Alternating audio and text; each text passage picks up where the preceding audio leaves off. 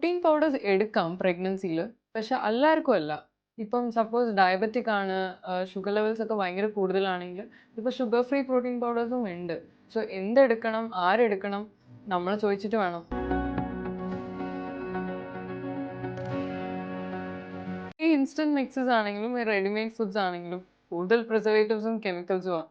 So pregnancy എന്ന് പറയുന്ന കാര്യം ഭയങ്കര ഹെൽത്തി ആയിരിക്കണം. So eat healthy, stay fit.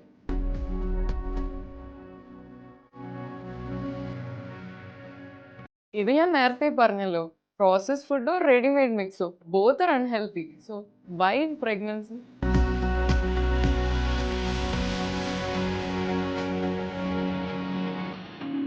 Street foods ആകുമ്പോൾ ചിലയിടങ്ങളിലൊക്കെ ചിലപ്പോൾ അൺഹൈജീനിക് ആയിരിക്കും. അത് കാരണം ഫുഡ് പോയ്സണിങ്ങും പ്രശ്നങ്ങളും വരാനുള്ള ചാൻസ് ഉണ്ട്.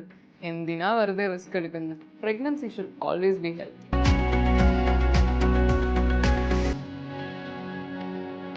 സീ ഫുഡ് അലർജീസ് ഉള്ള കുറേ പേരുണ്ട്. അത് കാരണം ഭയങ്കരമായിട്ട് വോമിറ്റിങ്ങും പ്രശ്നങ്ങളായിട്ട് കുറേ പേര് ഇങ്ങനെ അഡ്മിഷൻ വരെ പോകാറുണ്ട്. സോ റിസ്ക് എടുക്കണ്ട.